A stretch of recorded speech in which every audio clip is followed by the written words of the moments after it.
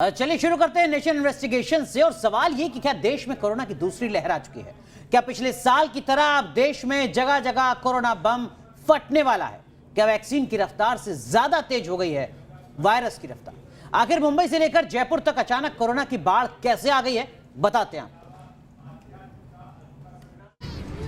Runway पर खड़े विमान में कोरोना, हॉस्टल में फटा कोरोना बम, रेस्टोरेंट में वायरस का विस्फोट।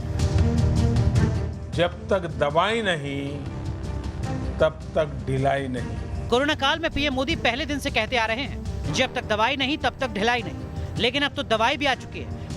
पूरे देश में वैक्सीनेशन का तीसरा फेज शुरू हो चुका है। तो फिर कोरोना की रफ्तार दुगनी कैसे हो रही है?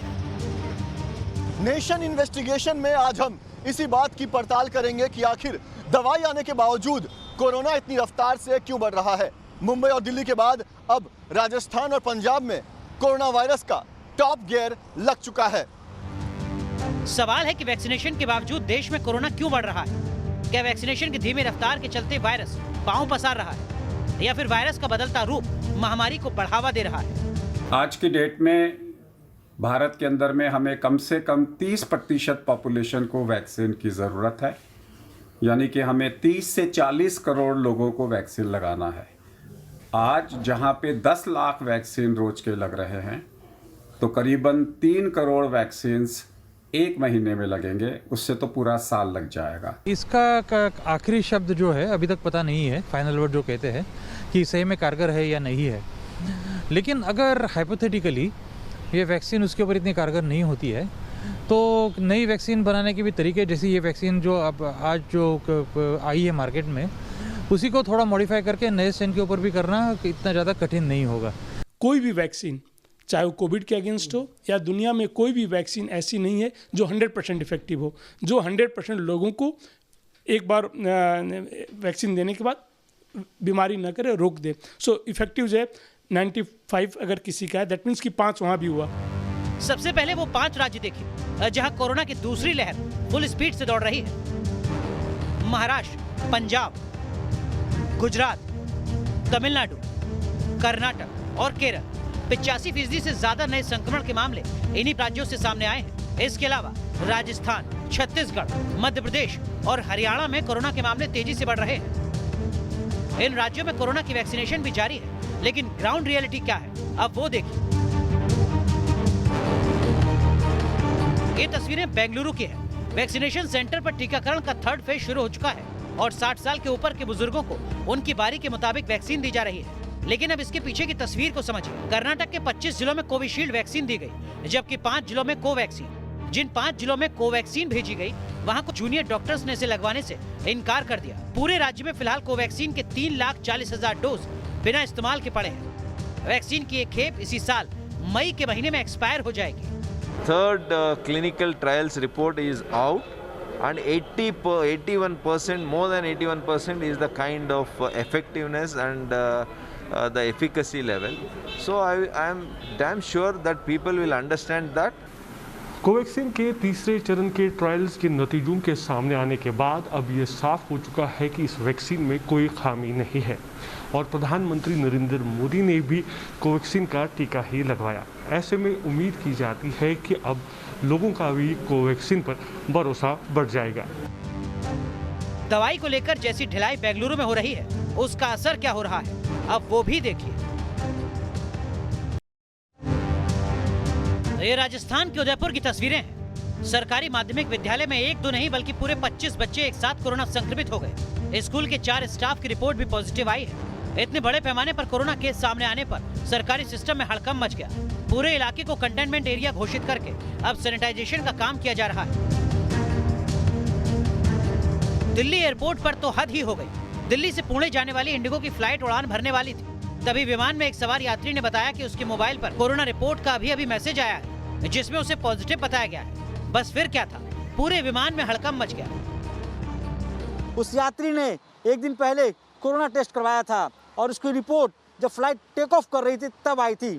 हालांकि आनन फानन में यात्रा को रद्द करना पड़ा और वापस विमान को दिल्ली लैंड कराना पड़ा। उसके बाद उस यात्री को, या यूं कहे उस मरीज को, अस्पताल भेजा गया। फ्लाइट को पूरी तरह से सैनिटाइज किया गया। ये मुंबई के अंधेरी इलाके में मौजूद फेमस राधा कृष्ण रेस्टोरेंट है। कोरोना के वायरस ने यहाँ एक साथ 10 स्टाफ को अपनी चपेट में ले लिया।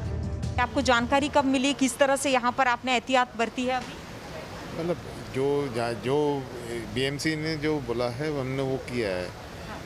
जैसे सैनिटाइजेशन पूरा करना बोला तो एक दिन बंद करके पूरा सैनिटाइजेशन किया, कंप्लीट किया और जैसा प्रोटोकॉल उन्होंने दिया है वैसे किया है। कोरोना की दूसरी लहर का सामना करने वाला हिंदुस्तान दुनिया में अकेला मुल्क नहीं है।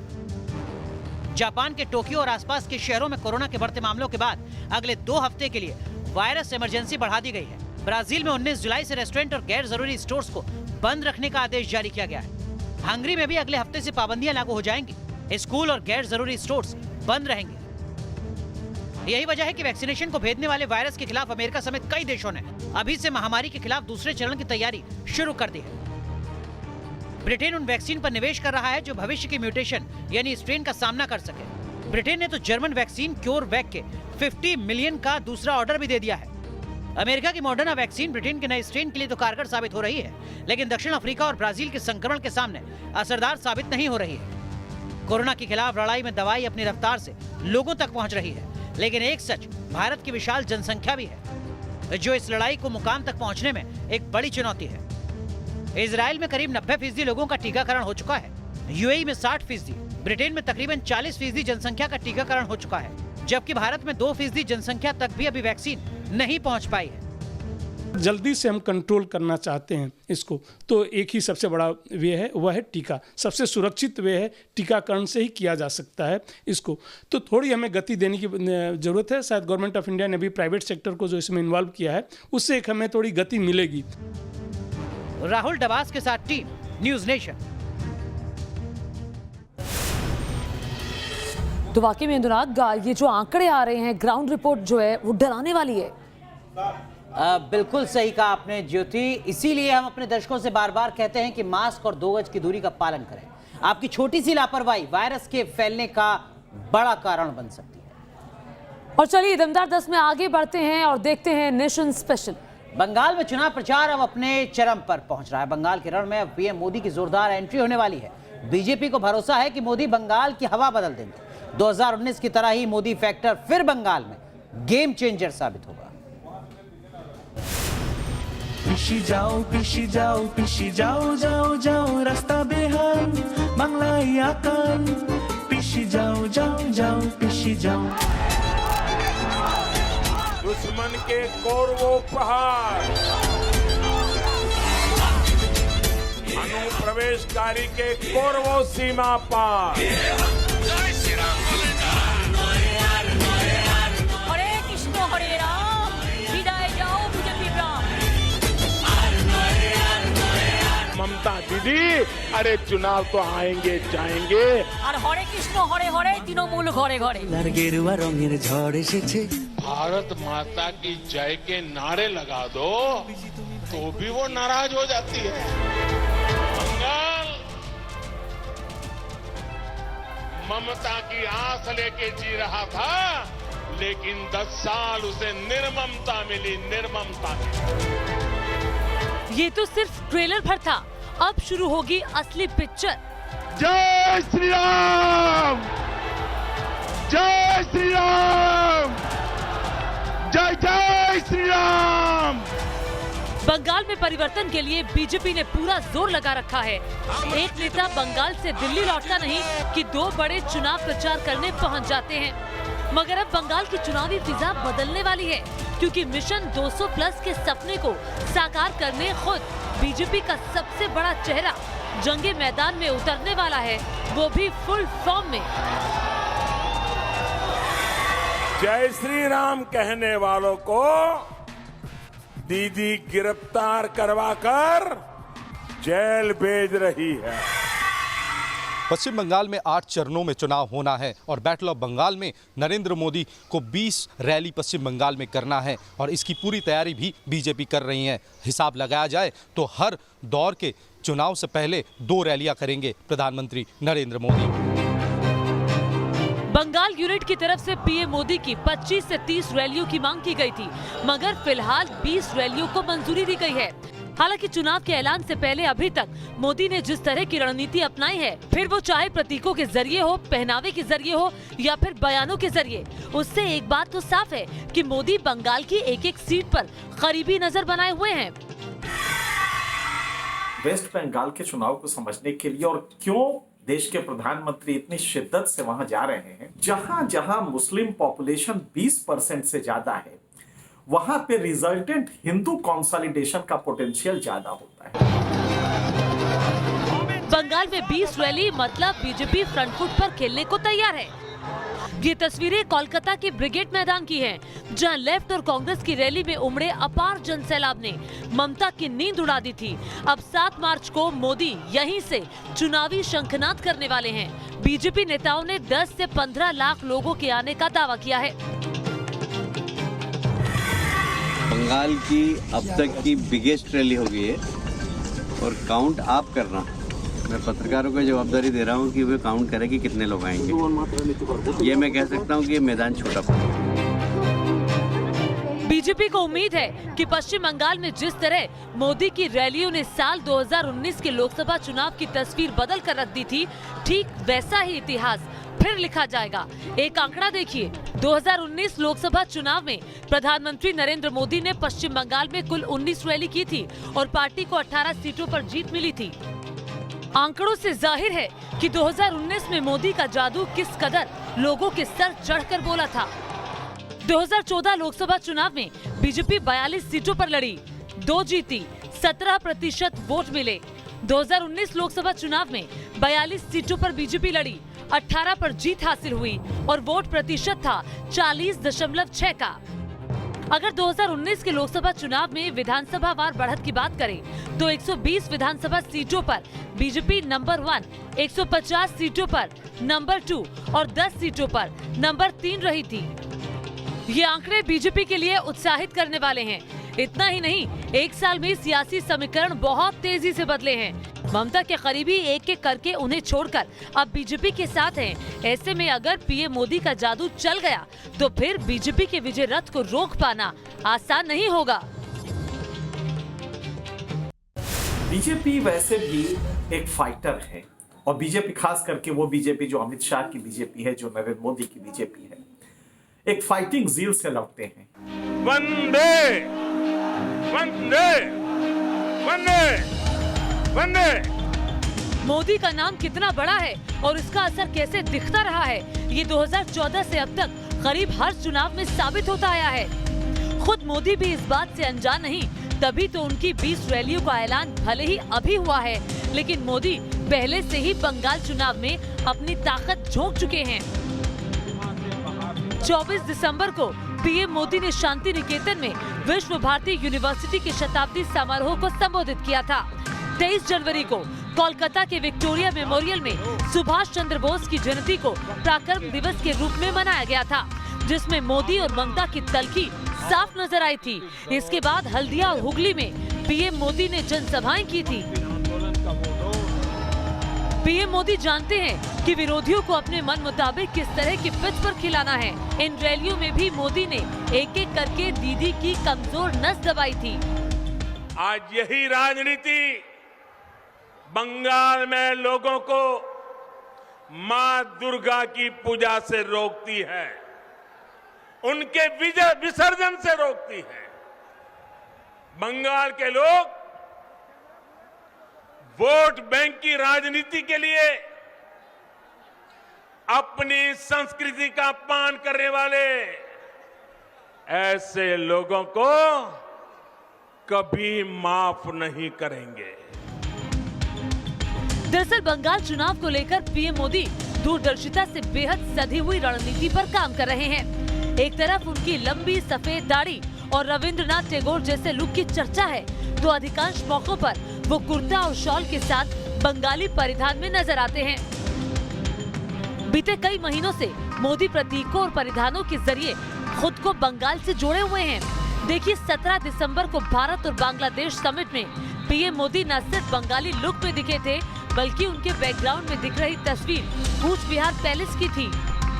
इसी तरह 11 दिसंबर को भारत और उज्बेकिस्तान समिट के बैकग्राउंड में भी पश्चिम बंगाल का दक्षिणेश्वर मंदिर नजर आया था। बंगाल को लेकर पीएम मोदी का विजन क्या है, इसे इस बात से समझिए कि 27 मार्च को जिस दिन बंगाल में पहले दौर की वोटिंग है, उसी दिन मोदी अपनी बांग्लादेश यात्रा पर मथुआ समुदाय के लोगों के बीच मौजूद रहेंगे।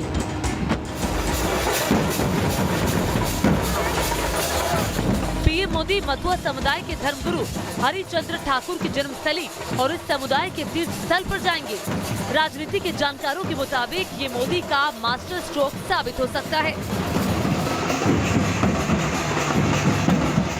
आज पश्चिम बंगाल के कोने कोने से आवाज आ रही है, আর নয় অন্যায়, আর নয় অন্যায়, আমরা আসল পরিবর্তন চাই। बंगाल में 70 लाख मथुआ वोटर्स पर बीजेपी और टीएमसी दोनों की ही नजर है। मथुआ समुदाय बंगाल की कुल आबादी का 4% है। मथुआ समुदाय का 70 विधानसभा सीटों पर असर है। 5 विधानसभा सीटों पर मथुआ समुदाय का सीधा असर है। 7 लोकसभा सीटों पर भी हार जीत में बड़ा रोल है। बांग्लादेश बॉर्डर से सटे जिलों नादिया, नॉर्थ 24 परगना, साउथ 24 परगना में मथुआ समुदाय का दबदबा है। ये तस्वीरें 6 जनवरी की है, जब अमित शाह ने मथुआ समुदाय के एक परिवार के घर खाना खाया था। मथुआ समुदाय बांग्लादेश से विस्थापित होकर यहाँ आया था। ये समुदाय सीएए के तहत नागरिकता दिए जाने की मांग कर रहा है। ममता नागरिकता कानून का जमकर विरोध कर रही हैं, जिससे ये वोट बैंक बीजेपी की तरफ खिसकता हुआ नजर आ रहा है। 2019 के लोकसभा चुनाव के दौरान जब प्रधानमंत्री नरेंद्र मोदी ने पश्चिम बंगाल में चुनावी अभियान शुरू किया, तो सबसे पहले मथुआ समुदाय के 100 साल पुराने मठ में बोरो माँ का आशीर्वाद लेने पहुँचे थे, जिसका असर नतीजों पर भी दिखा था। अब एक बार फिर बंगाल चुनाव के पहले चरण के दिन बांग्लादेश में मथुआ समुदाय के बीच मोदी का पहुंचना बयान कर रहा है कि बंगाल चुनाव को लेकर पीएम मोदी के मन में क्या चल रहा है। हर बारीक से बारीक बिंदु पर कैसे उनकी नजर है। Team news nation. तो वाकई 30,000 फीट की ऊंचाई से छलांग रोंगटे खड़े कर देने वाला वीडियो है। यकीनन ज्योति, हालांकि मुझे वो जो आइस हॉकी वाला बच्चा है वो बहुत ज्यादा पसंद आया। चलिए अब आगे बढ़ते हैं और दमदार 10 में दर्शकों को जल्दी से दिखाते हैं आज की 50 खबरें फटाफट अंदाज में। पुरुलिया में आसनसोल जाने वाली इंटरसिटी एक्सप्रेस के इंजन में लगी आग। कड़ी मशक्कत के बाद आग पर काबू। मुजफ्फरनगर में स्टील के कबाड़ में लगी भीषण आग, लाखों का माल जलकर खाक। यूपी के प्रयागराज में बाहुबली विधायक विजय मिश्रा पर शिकंजा, अवैध शॉपिंग कॉम्प्लेक्स जमींदोज। मुरादाबाद में छात्रों की मारपीट का वीडियो वायरल, छात्रों के बीच जमकर चली पैठ। यूपी के जालौन में दबंगों ने छात्रों को बंधक बनाकर बेरहमी से पीटा।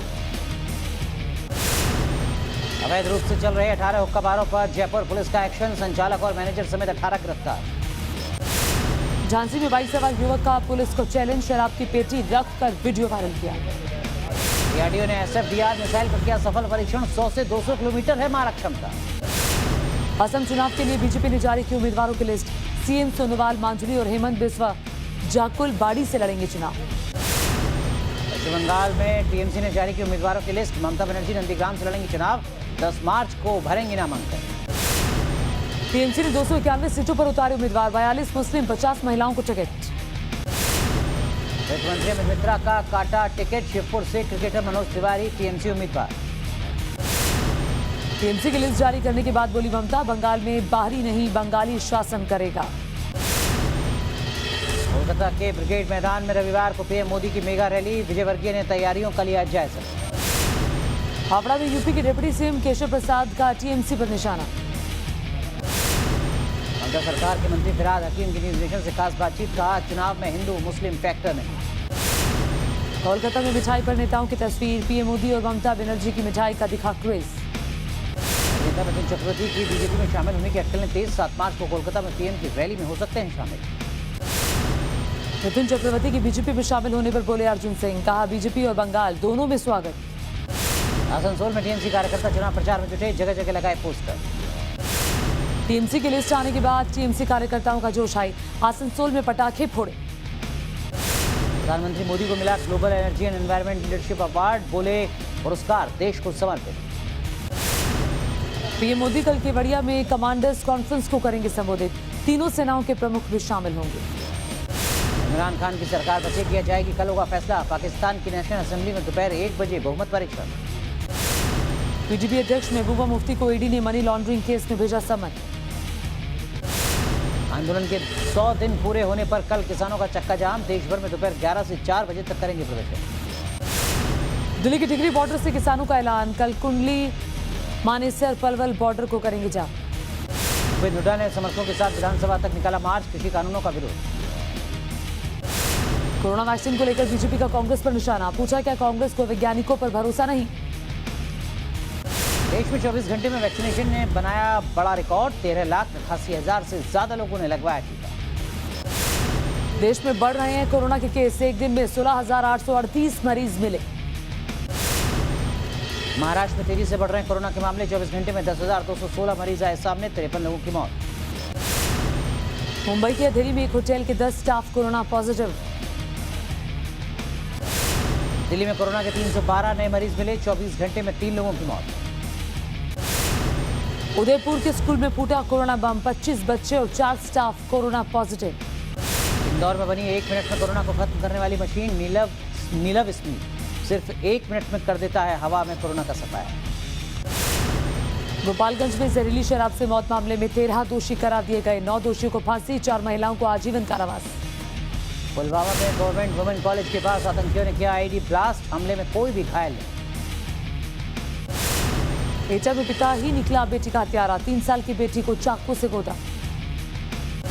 यूपी के फतेहपुर में बुआ ने अपनी भतीजी का अपहरण किया, प्रेमी समेत महिला गिरफ्तार। यूपी के अमरोहा में एक शख्स ने पिता के साथ मिलकर की दोस्त की हत्या, पुलिस आरोपी की तलाश में जुटी है। मध्य प्रदेश के खंडवा में लव जिहाद के आरोप में सलमान नाम का युवक गिरफ्तार, धर्म परिवर्तन कर शादी के लिए बना रहा था दबाव। दिल्ली में 24 अवैध पिस्टल के साथ 3 बदमाश अरेस्ट।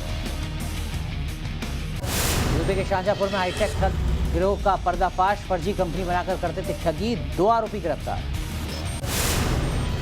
एमपी के सूरजपुर में कई दुकानों से लाखों की चोरी, पुलिस पेट्रोलिंग के दावों की खुली पोल। यूपी के बरेली में कार ऑटो की टक्कर, 15 लोग घायल, 4 की हालत गंभीर। आगरा में आयशा की आत्मा की शांति के लिए दुआ, दहेज के खिलाफ मुस्लिम समाज हुआ एकजुट। चमोली आपदा के बाद बीआरओ ने बनाया 60 मीटर लंबा और 200 फीट ऊंचा नया पुल, 7 फरवरी को ग्लेशियर टूटने से बह गया था पुल। टीवी सीरियल निर्माता एकता कपूर अजमेर शरीफ पहुंची, ख्वाजा की दरगाह पर जियारत की। 10 महीने के बच्चे के इलाज के लिए 16 करोड़ रुपए की जरूरत, जेनेटिक डिजीज से पीड़ित है बच्चा।